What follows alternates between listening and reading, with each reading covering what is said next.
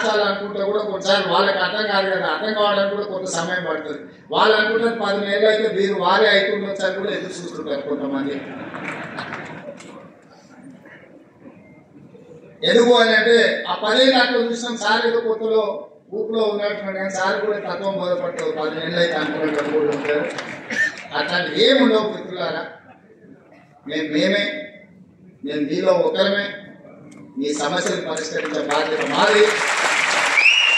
అదేవిధంగా ఇంకొక మాట చివరిగా నేను ఒక మాట చెప్పదలుచుకున్న, సార్ అని చెప్పిన కానీ మేము అడిగింది కానీ మేము కోరుకుంటున్నది చెప్తలేడని అనుకుంటున్నారు. మా సీనియర్ నేను ప్రెస్ అకాడమీ దగ్గర ట్రైనింగ్ పెట్టాలన్నా, క్లాసులు పెట్టాలన్నా, ఏదైనా చేయాలన్నా చిది గవ చేతిలో లేదు. ఈ నుంచి పోతే మళ్ళీ పాత రోజులు అన్నట్టు ఉంది అని మా సీనియర్ మనసులో ఉంది. అందుకే ప్రెస్ అకాడమీ దగ్గర ఒక 10 కోట్ల రూపాయలు మీ దగ్గర పెట్టుకోండి. మీరు మీకు కావాల్సిన ట్రైనింగ్ కానీ, ఫిలాసఫీ కానీ, ఐడియాలజీని కానీ, నేను మీ ఐడియాలజీ ఉన్న వాళ్ళని మారమని నేను చెప్పడం లేదు. నా జాబ్ అది కాదు. మీ లైఫ్లో డిస్లైఫ్లో ఇండివిజువల్గా ఒక రకం మనం ఉన్న కుర్చీలో ఉండే బాధ్యత, యజమానులకు ఒక ఆలోచన ఉంటుంది. ఇవన్నీ సమన్వయం చేసుకునే బాధ్యత మీదే. కాబట్టి మీకు సంబంధించిన ప్రెస్ అకాడమీ రిలేటెడ్ ఒక 10 కోట్ల రూపాయలు స్పెషల్ డెవలప్మెంట్ ఫండ్ ముఖ్యమంత్రి విచక్షణ అధికారులు దాని నుంచి ఒక 10 కోట్ల రూపాయలు కేటాయించే బాధ్యత తీసుకుంటా. అదేవిధంగా ఈ 1100 మందికి ఇచ్చారు కనుక 2000-3000 జర్నలిస్టులు ఉన్నారు. మా వాళ్ళు అప్పుడప్పుడు కలిసినప్పుడు సార్ రాష్ట్ర విభజన అయింది, అటుపక్క పోయిన వాళ్ళకు కూడా ఇటుపక్క ప్లాట్ వచ్చినాయి, మొత్తం ఇటుపక్క ఉన్న వాళ్ళకు రాలేదని కూడా మా మిత్రులు అప్పుడప్పుడు నా చెవులో చెప్తుంటారు. బంజారా హిల్స్ వచ్చినప్పుడు బంజారా హిల్స్లో మీరు భాగస్వాములు అయ్యారు, జూబ్లీ హిల్స్ వచ్చినప్పుడు జూబ్లీ హిల్స్లో మీరు భాగస్వాములు అయ్యారు, గచ్చిబౌలి వచ్చినప్పుడు గచ్చిబౌలిలో మీరు భాగస్వాములు అయ్యారు, చివరికి ఆ కొంపల్లి వస్తే కొంపల్లి దగ్గర పేట్ బషీరాబాద్లో మీరు భాగస్వాములు అయ్యారు. ఇప్పుడు మా తెలంగాణ రాష్ట్ర ప్రభుత్వం ఫ్యూచర్ సిటీ తెచ్చుకుంటుంది కదా, డెఫినెట్ గా ఫ్యూచర్ సిటీలో మీరు భాగస్వాములు అవుతారు.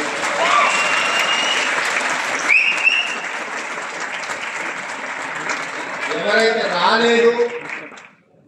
రాదేమో అనే బాధలో కానీ ఆందోళనలో కానీ ఉన్నవాళ్ళు ఎవరు బాధపడకండి, ఆందోళన చెందకండి.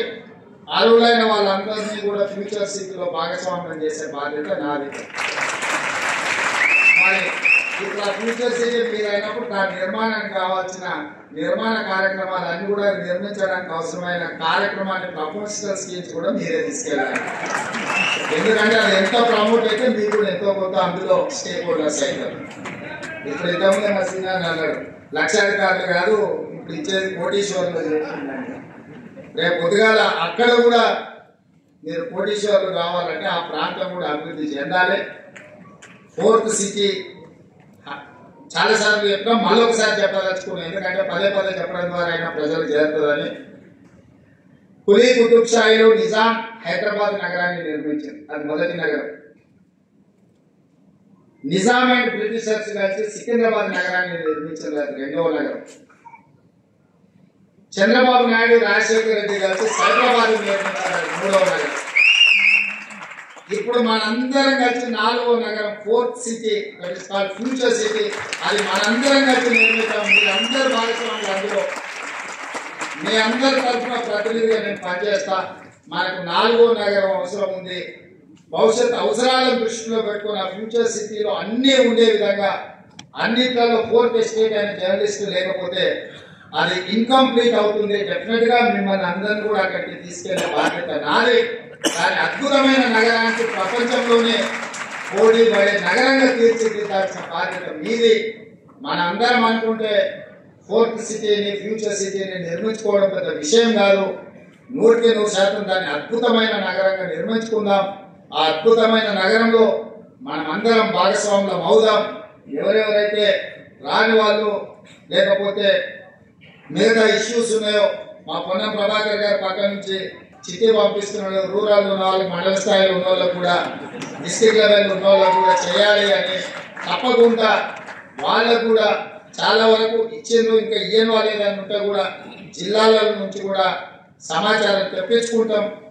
వాళ్ళందరినీ కూడా గౌరవప్రదంగా మీ వృత్తిలో మేము జర్నలిస్ట్ అని మీరు గౌరవంగా చెప్పుకునే విధంగా మీ అవసరాలను, మీ సమస్యల్ని పరిష్కరించడానికి ఈ ప్రభుత్వం పనిచేస్తుంది. చివరిగా నా విజ్ఞప్తి ఒకటే, రాజకీయ నాయకులు పాత్రికేయ మిత్రులు ఒకరినొకరిని గౌరవించుకున్నప్పుడు ఈ సమాజం మనల్ని గౌరవిస్తుంది. మేము మిమ్మల్ని కించపరిచినా మీరు మమ్మల్ని కించపరిచినట్టు రాత్రులు రాసిన ఇది ఇరుపక్షాలకు నష్టము. మా వృత్తి ధర్మాన్ని మేము నెరవేర్చుతాం, మీ వృత్తి ధర్మాన్ని మీరు నెరవేర్చండి. తప్పకుండా మళ్ళీ మీ సమస్యల పరిష్కారం కోసం అదేవిధంగా ఒక కమిటీని ఏర్పాటు చేసి తర్వాత డీటెయిల్గా డిస్కషన్ చేయడానికి మా మిత్రుడు శ్రీనివాస్ రెడ్డి గారికి బాధ్యతలని అప్పచెప్తున్నా. వారితో కూర్చొని మాట్లాడుకొని ఈ శ్రీనివాస్ రెడ్డి గారి సహకారంతో ఆ శ్రీనివాస్ రెడ్డి గారి నిర్ణయాలతో మళ్ళీ ఫైల్ తీసుకొని రాండి. తప్పకుండా మీ అందరికి మంచి జరుగుతుందని తెలియజేస్తూ మీ అందరి దగ్గర సెలవు తీసుకుంటున్నాను.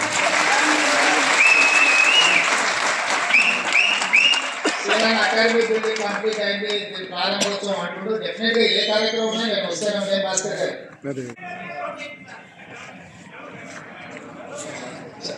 అంచనా తెచ్చుకున్నాక దాన్ని ఏం చేయాలో చెప్తా. రెండు ఏదున్నా మీకు ఇచ్చిన భూమితో పాటు మీకు చేయగలిగిన సాయం మీరు మీ గురించి చెప్తారు. మీతో పాటు నేను కూడా హౌసింగ్ సొసైటీలో సభ్యులు మా ఇంట్లో వస్తే అంటుండ్రు, వాళ్ళకి పట్టాలు ఇచ్చినాక నీళ్ళు పట్టా ఎప్పుడు వస్తుంది. ఎమ్మెల్సీగా నేను కూడా 10 లక్షలు కట్టినా, నేను కూడా అందులో సభ్యులు. నా ఇంటి పట్ట రాలా, కానీ మీ ఇంటి పట్ట క్లియర్ చేసినాము. కాబట్టి తప్పకుండా మీరు తీసుకొచ్చిన సమస్యలు మా అధికారులు రాసుకున్నారు. వాటిని దృష్టిలో పెట్టుకొని తప్పకుండా వాటిని పరిష్కరించడానికి ముందుకు వెళ్తామని తెలియజేస్తూ సెలవు తీసుకుంటున్నా. ధన్యవాదాలు చెప్తున్నారు. గౌరవనీయులైన ముఖ్యమంత్రి గారికి మీడియా అకాడమీ చెందిన శ్రీనివాస్ రెడ్డి గారు, కమిషనర్ ఐఎన్పిఆర్ హనుమంతరావు గారు, ఆనరబుల్ సీఎం గారికి ఆనరబుల్ చెప్పారు. అలాగే ఆనరబుల్ సీఎం ఒక అద్భుతమైన సందేశం తన ఈ సుదీర్ఘ ఉపన్యాసంలో చెప్పింది. Win-win situation.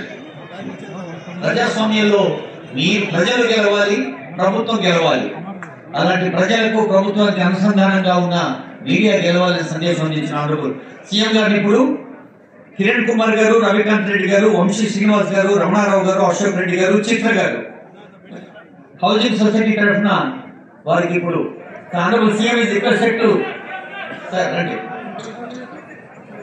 ఇప్పుడు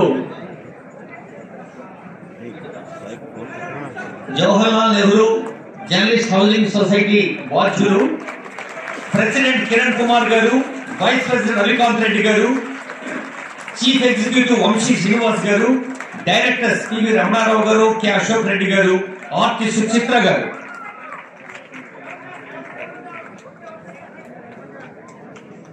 మీడియా అకాడమీ పక్షాన, సమాచార పౌర సంబంధాల శాఖ పక్షాన గౌరవనీయులైన ముఖ్యమంత్రి గారికి, గౌరవ ఐఎన్పిఆర్ నర్సి గారికి, గౌరవ హైదరాబాద్ జిల్లా ఇన్ఛార్జ్ మంత్రివర్యులకు, గౌరవ ఎంపీ సనీల్ కుమార్ యాదవ్ గారికి, గౌరవ ఎంపీ కిరణ్ కుమార్ రెడ్డి గారికి, గౌరవ ఎమ్మెల్యే మల్రెడ్డి రంగారెడ్డి గారికి, ఆనరబుల్ అడ్వైజర్ వేం నరేంద్ర రెడ్డి గారికి, ఆనరబుల్ మేయర్ విజయలక్ష్మి మేడంకి, ఆనరబుల్ డిప్యూటీ మేయర్ మోదీ శ్రీరాధర్ శోభరెడ్డి గారికి, ప్రజా ప్రతినిధులందరకు హృదయపూర్వక ధన్యవాదాలు on behalf of INPR department and media academy.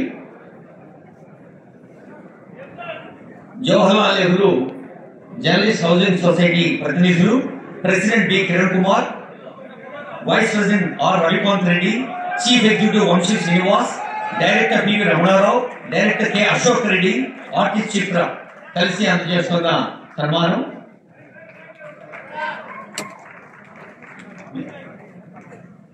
మిగతా 34 మంది కూడా ఈ వేదిక పైన ఇవ్వడం జరుగుతుంది. I request you to wait please.